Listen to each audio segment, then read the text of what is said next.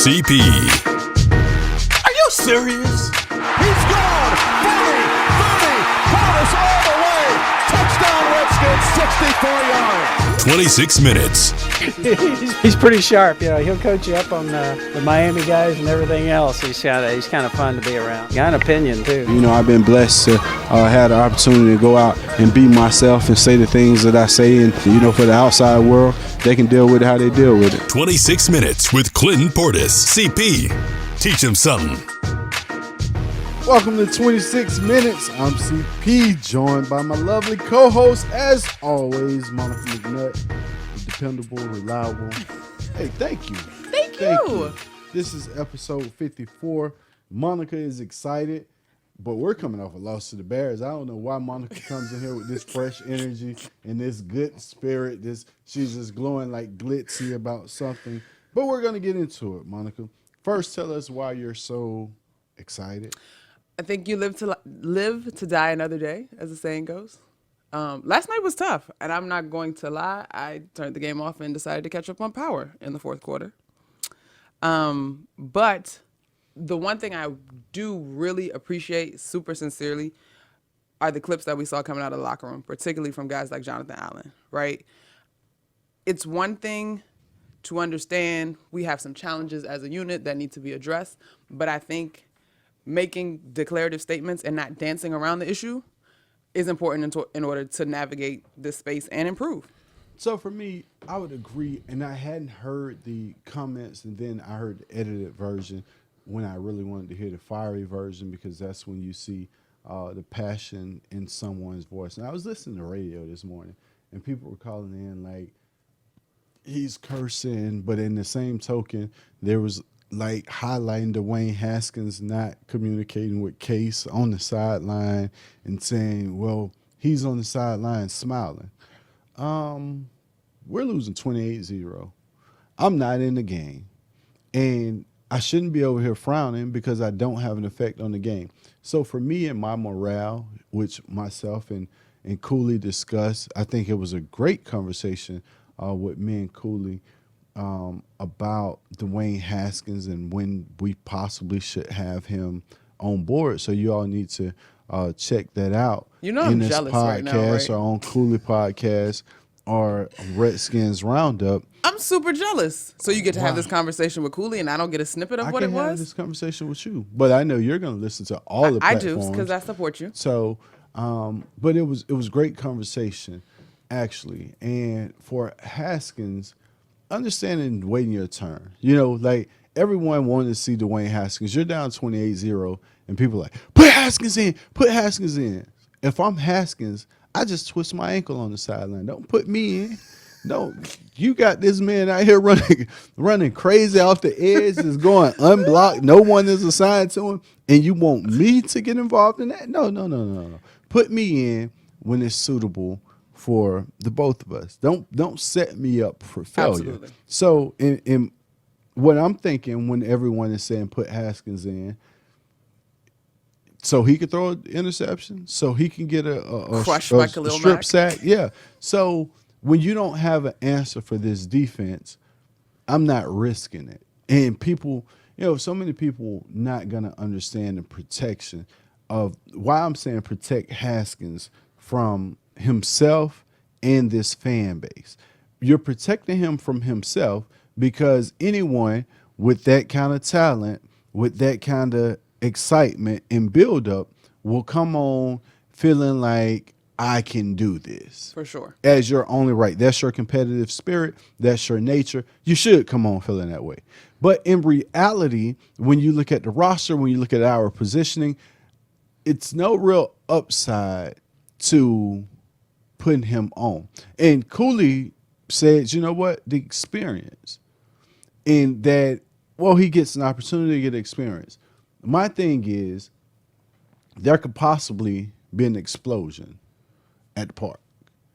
And if there's an explosion, I don't want him mixed up in it, right?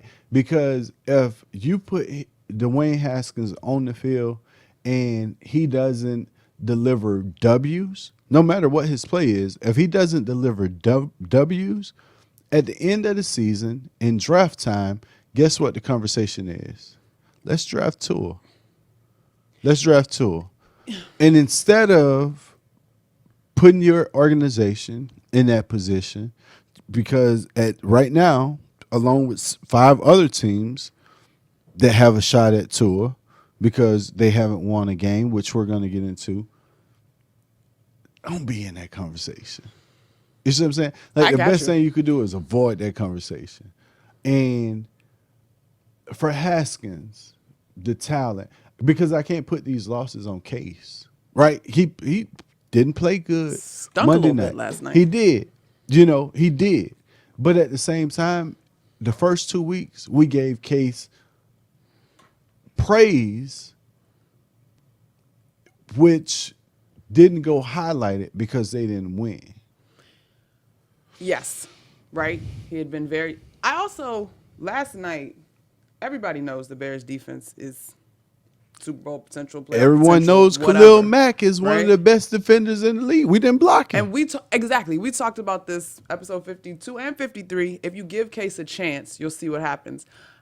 It didn't seem like Case had very much of a chance to me. I mean, it was like Khalil Mack was some sort of surprise, which is not a surprise. Well, I think Khalil Mack was a superhero, along with Danny Trevathan and Hicks and Eddie Goldman. Those guys, I mean, it just seemed like those guys had an edge. We never changed the snap count. It was Khalil Mack, once he lined up, he was off to the races. Hey, hard count. That saves your quarterback. That helps your tackle. It helps so many people. Just hard count. Even if you're sticking with the play. On defense, on defense, you never really adjusted to the Chicago Bears when they went no huddle. They went no huddle to keep you from subbing, to make you expose your defense early. And they took advantage of it. They took shots, and they were underneath shots. They didn't try to. They didn't attempt to go downfield. It was, let's get to the flats. Let's put their outside linebackers who don't have the speed to cover this area against our guys that has a lot of speed, and we're going to allow them to run after catch. And then once we get them to covering this, how about we hit them with crossing routes? So we put their inside linebackers in space and make them have to make a decision against a guy that's faster than him. So when you look at the situation, making the adjustments got to come quicker. And offensively, we needed to speed up. Why is it that, is this just a pure case of hindsight is 20/20? Why is it that you can see these things and these adjustments aren't happening in game? Like, what's happening? Because everything we just discussed seemed relatively simple. You know what led to it?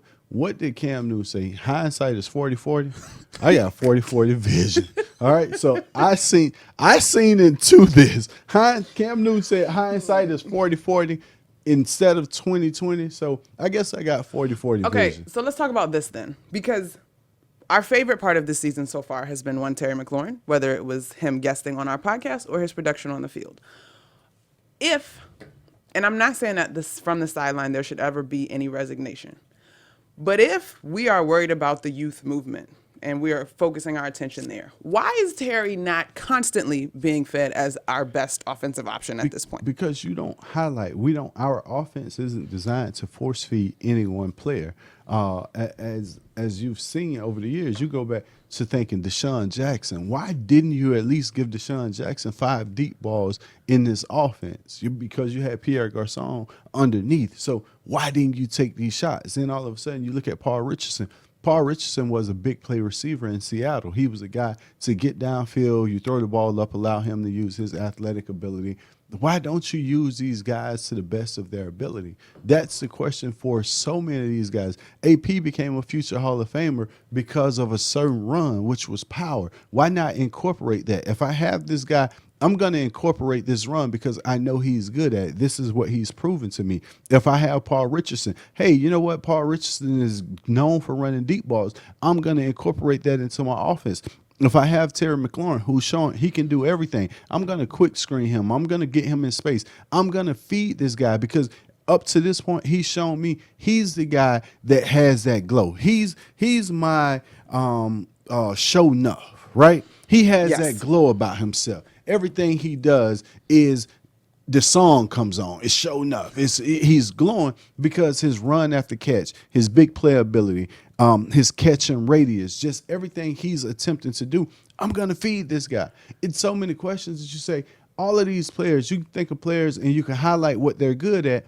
Vernon Davis is a mismatch problem for anybody. Cornerbacks aren't checking Vernon Davis. He's too big. Linebackers can't run with Vernon Davis. They're too slow. So why am I not highlighting Vernon Davis and putting him in a situation to be one-on-one for these mismatches? Why am I not exposing Chris Thompson? Because Chris Thompson is my X factor back. He's been the guy that I've been hype on. The coach has said, hey, he's the best third down back in the league. This is my guy. So why am I not highlighting my guy and putting him in a mismatch, an option route?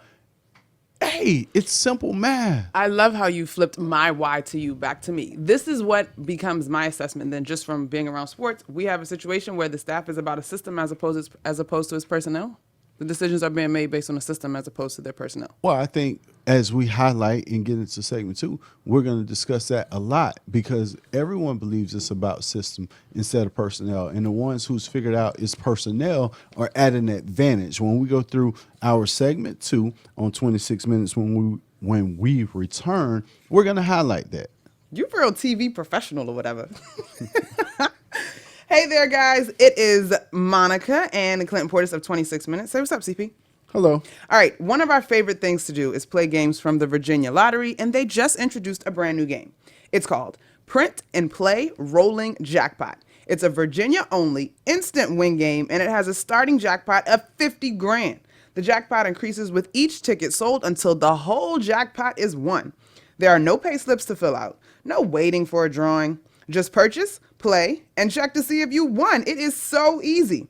$2, that's all you need. A $2 ticket can win you 20% of the jackpot. A $5 ticket can win you 50% of the jackpot. And a $10 ticket can win 100% of the jackpot. For each prize point, the odds of winning the top prize are 1 in 240,000. Look for it at your favorite Virginia Lottery retailer. I'm trying to meet that boy Clinton Portis, though. They say that boy, they say he's smooth on his feet. I'm trying to teach him something. Teach him something. Teach him something. Welcome back to 26 Minutes. Myself, Monica McNutt, we're in the building. And so the Skins go through tough week on Monday night, right? And you look, the thing you had the opportunity to sit on was like, well, the Skins are doing bad, the Giants are doing bad. And then you could have even said, well, the Giants lost Saquon Barkley, and it gives the Skins a chance. But instead, the Giants flipped the narrative all in 1 week. They benched Eli Manning, and they went to Danny Dimes. Danny Dimes. Wait, I One can't be that excited. weekend, Sorry. Danny Dimes has a name that's going to stick throughout his career after one win. A comeback where the other team probably made a mistake. Listen, the other team absolutely made a mistake. And I am for the guy who was lambasted, so to speak, by New York media, showing everybody why they're wrong. However, let's not act as if one Daniel Jones took the game over and then the Giants ran away with it. Your man missed a field goal that would have given the Bucs the win. This narrative would be very different. It would be Danny Dimes shows hope and potential and looks very much different from a beat down, broke down Eli Manning. But let's not act like your man was super cape hero. We ran away with it. We're a whole new team. They still bottom of division with Well, us. they're 1-2. We're 0-3. So they're above us in this situation. And they have a positive spin heading into a crucial, critical game in the division, right? So you have a positive spin. You have people that's believing. You have the sideline that's excited. You have Eli cheering. You have Saquon on crutches cheering. You have a team that in 1 week started to believe. And now with the start of you're starting to believe, now you get Golden Tate back. You get Sterling Shepard back. You lose Saquon Barkley. Big but loss. You have Evan Ingram, and you have Daniel Jones. So not only do you get Daniel Jones an opportunity on the field, now you're going to put him on the field where you can actually use him to this advantage because he has 3 talented receivers and no running back. So now you get to sling the ball around with Daniel Jones when he touches the field. I want to be a hater. I'm tired of talking about other teams in our division that are doing things that are exciting. I agree. But as a team, how do we stop what they want to feast on with Daniel Jones? Because you go to New York, you know they're not running the ball, right? Let's get that out Without of Saquon. our head. They're not running without Saquon. Of course. Who's going? They shouldn't be capable of beating you with the running game, right? Their offensive line is not that good. Their running back, whomever it's going to be, is not Saquon. So they're going to rely heavy on Daniel Jones. So how do you beat the Giants? Figure out what Daniel Jones does good. Escaping the pocket, getting outside Is of the there pocket, enough tape on him? extending the play with his feet. Yeah, go back to college. All right, okay. Go back to preseason. So you figure out what Daniel Jones does good. Look at 1 week, the game plan that they drew up for their last game. So when you look at this game plan, this is how they want to use him. They're not going, all of a sudden, they're going to add to it because, hey, some things worked, some things didn't. We're going to put you in this situation and change some things around. Be prepared for that. Don't let anything shock you going into this game. You have a big game in New York and a chance to get to 1-3 just to put a Band-Aid on the negativity and the bleed. Here's my thing, and this was the thing that I was probably most disheartened by last night, but I am not in a grave. The sun is shining, so again, we bring the glow the next day. I don't want to be that team. Like, I don't want to be the get-right team. And leading into last night's game, this is an opportunity for Mitchell Trubisky to show some of the stuff, the chutzpah that he showed at points last year. And that's exactly what ultimately happened. We can't be the confidence boost team for Daniel Jones early in his career. Like, I will be personally very distraught.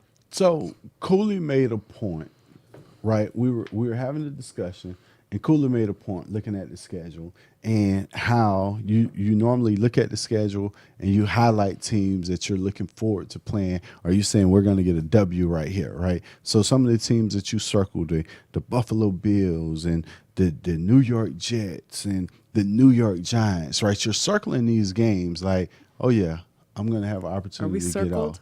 Are we right? circled? The Miami Dolphins, I'm circling. Now you go from circling games to the realization that when other teams look on their schedule, Don't say it. they highlight My heart. with the yellow marker. It's not Highlight red. and circle. I'm talking about they highlight it with the yellow marker. Golly. So you got to stop the bleed. Let this be it. Let this be it. I mean, going into last night, in my head, if the same offensive unit that we had seen through the first 2 weeks showed up, we had a real chance. That's neither here nor there. Sweeping under the rug. Here we go to the Giants. Don't let the highlight and circle be their error. So moving on from the Giants, your segment of the show, the Week 3 swing, which we're going to highlight. We're going to do this different this week because it's instead of going through the entire league, we're going to go through 7 teams that's undefeated, and there's 6 teams that's winless. All right, so we're going to make this a little power ranking action. All right, we're starting the AFC East. You got 2 undefeated units. One we know, Bill Belichick with the nasty little stare down. Bill, you're not intimidating Dana Jacobson. She's a pro. Anyway, 3-0 Patriots and 3-0 Bills. Patriots, of course. You know what I've seen in the Patriots? The first time I've ever seen the Patriots get lax, and they were in total control of a game, and you saw 2 rookie mistakes, right? The punt returner fumbled the punt, which cost them 7, and then you took Tom Brady out of the game to allow your rookie quarterback to come in and close the game. Prior to anything happening, everyone spoke and said Tom Brady does not look happy about this situation. He does not. He starts the game and he finishes the game. He does not like coming out of the game for no closure, for no one else to come onto the field. And 4 plays later, you throw a pick 6. Dun, dun, dun. Guess who came back onto the field? TB12, ladies and gentlemen. Never seen Tom Brady look at, or I have saw him look at his offensive coordinator because they got into it numerous times. But the stare that he gave his offensive coordinator, like it was just one of those. It was all curse words, but we're not going to explain it on this show. Not on this show. So definitely the New England Patriots. All right. In the AFC West, no brainer. Patrick Mahomes, Kansas City Chiefs, playing chess while the rest of the league is playing checkers at 3-0. So the Chiefs, without their best player in Tyreek Hill, has shown you their involvement in just, hey, whoever. Every week they have someone different hurt you. Shady McCoy, huge week. Nico Hartman, huge week. You haven't even gotten back to Sammy Watkins. You haven't even gotten into your tight end. So they have something special. And they did it against the Baltimore Ravens. Baltimore Ravens are a really good team. So right now, New England won, Kansas City 2. All right. Speaking of the Ravens, really quickly, what was your takeaway on Lamar Jackson after that game? It was a little bit anticlimactic in terms of what we had built it to be, I thought. Growth, because that's a tough place to play. I tell anyone, my favorite place to play is in Arrowhead. Like, that fan base is amazing. That's one of the real environments that you get an NFL feel. Like, you get a real college vibe where this fan base is crazy about their team. You're never worried about this fan base or someone coming in outweighing them. That fan base is going to be there. It's a great environment to play in. And I think it was a learning curve for Lamar Jackson because he had all the praise and the big stage for the showdown. He actually didn't back up. Yeah. Because in the second half, when we thought this game was over and done with, here we go. It was some positives. Yeah, no, you see what I'm saying? I get you 100%. I did not think that the performance was poor. Just wondering what your takeaway was. All right. That's all the undefeateds in the AFC. Over to the NFC. Stay in the division. The Cowboys are 3-0. I mean, good team. You know, Dak taking shots, taking opportunities. It's just one of those. You can tell Dak comfortable because you got underneath. You got guys like clapping, like, hey, right here. He waving them off. No, buddy, this is my opportunity to throw this 60-yarder. Going. So bombs looking away good right now. Amari Cooper had a solid weekend in fantasy as well. All right, NFC West.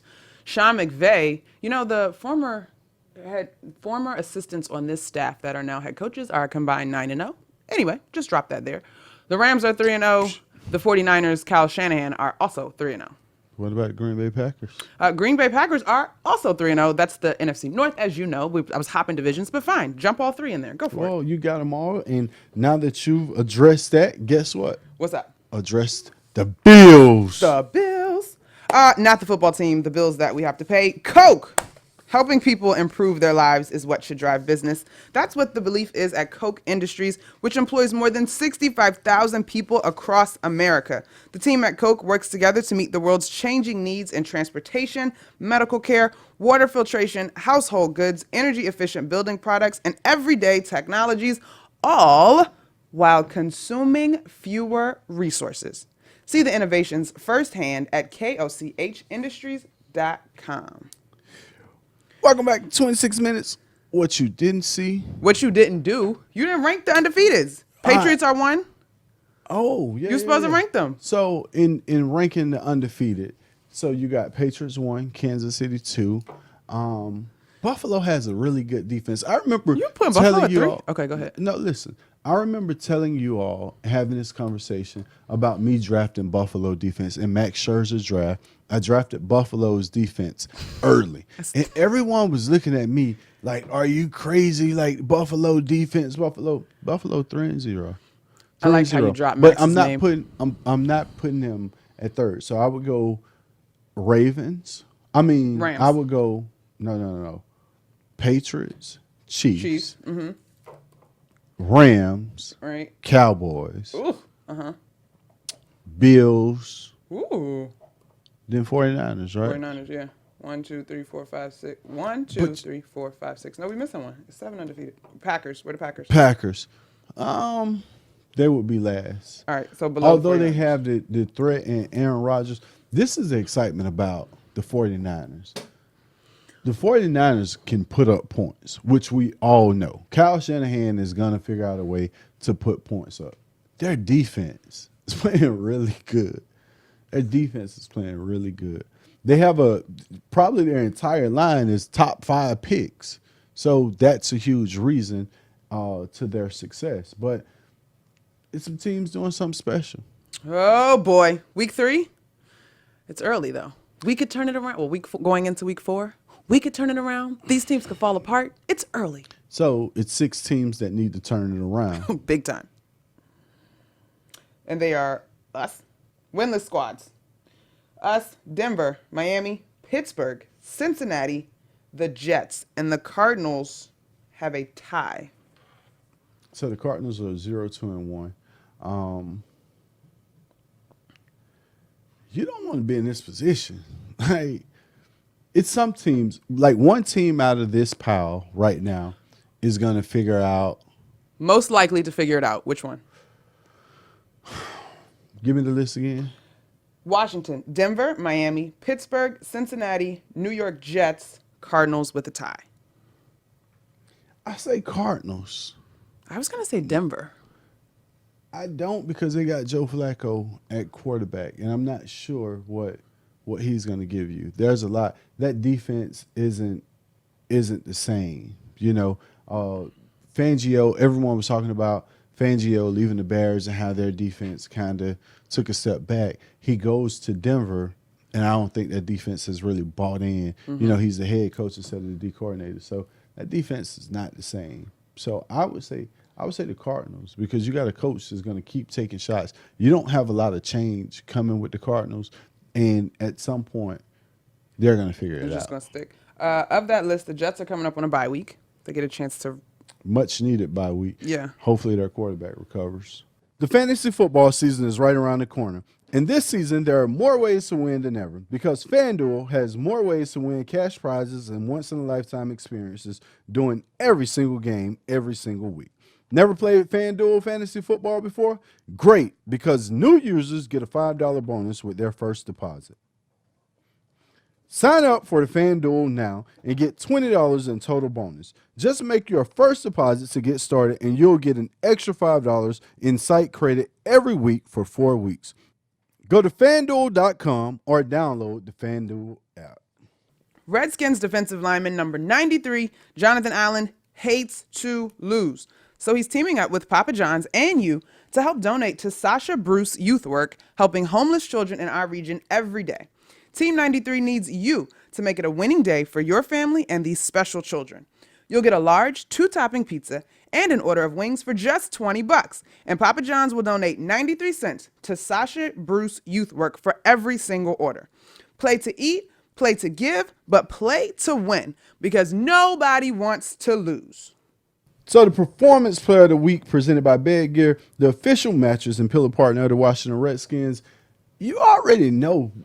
Everyone was like, who's your performance player? And I said, well, we can only have one. Everybody said the same thing. Who? Terry? Who? Terry? It's a no-brainer. Yes. Scary Terry McLaurin is our Performance Player of the Week, presented by Bed Gear. All right, real quick, studs and duds. What you got? Studs and duds. So studs and duds, it will probably have to go to Freddie Kitchen. Coach of the Cleveland Browns.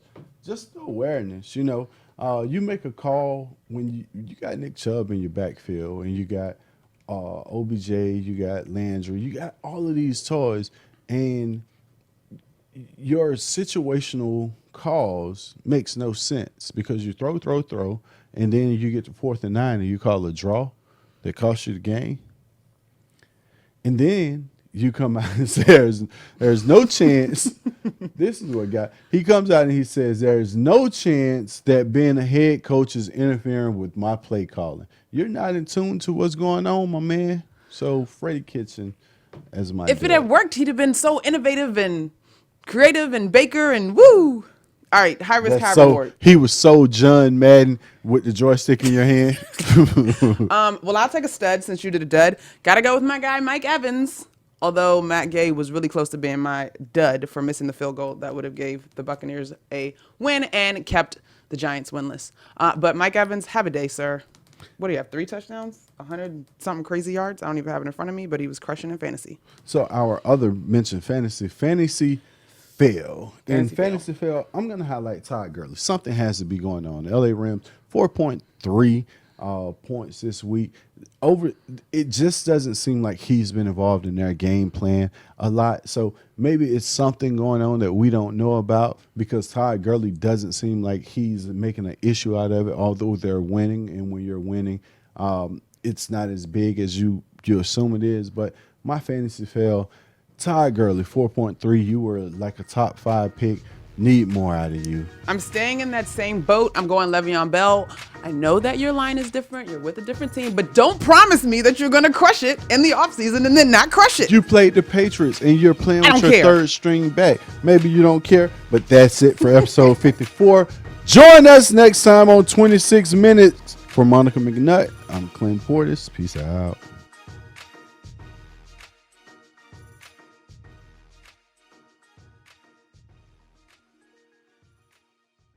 Locally owned Novec has the most reliable power in the region.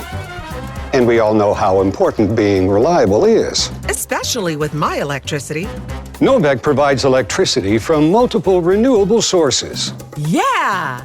And will soon include even more solar. That's great.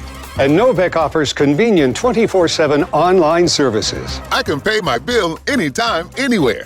Novec. Power you can trust.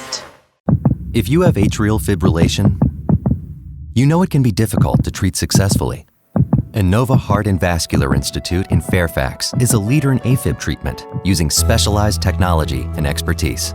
This helps to more precisely target and treat rhythm irregularities that others could miss, helping to restore your heartbeat to normal. Give your heart the benefit of care. Visit innovaheart.org/AFib to learn more and to find an Innova physician. Innova. Join the future of health. Are uninvited pests ruining your plans? Let PMSI, the pest control partner of the Washington Redskins, handle it for you. Call today for your free inspection, and they'll work around your schedule to provide you the best solution possible to defend your home territory against pests of all kinds, including mold. Visit mypmsi.com for the game plan to control the pests on your home turf. That's mypmsi.com. Well, the new football season is almost here, and this team is not going to settle this year. No way. They're focused on being the best. That's why they all went and got Hondas on clearance at the Honda Summer Spectacular event. Because as we all know, if you want to be the best, You have to drive the best. Exactly. Don't settle this football season. Get clearance pricing on a reliable award-winning Honda like the Accord, Civic, CR-V, HR-V, Pilot, and more. Don't settle. Get to the Honda Summer Spectacular event at your local Honda dealer today. This is your Redskins update for the podcast. Here, Riggo the Diesel, Clinton Portis, 26 Minutes, and the Chris Cooley Show. The Redskins back on the practice field on Wednesday. You can have Jay Gruden and starting quarterback Case Keenum with press conferences after practice live on Redskins.com. On Thursday, it is Greg Minuski and head coach Jay Gruden. Friday, we'll hear from the offensive coordinator Kevin O'Connell and Jay Gruden. Practice on Wednesday. That is your Redskins update from Redskins Park.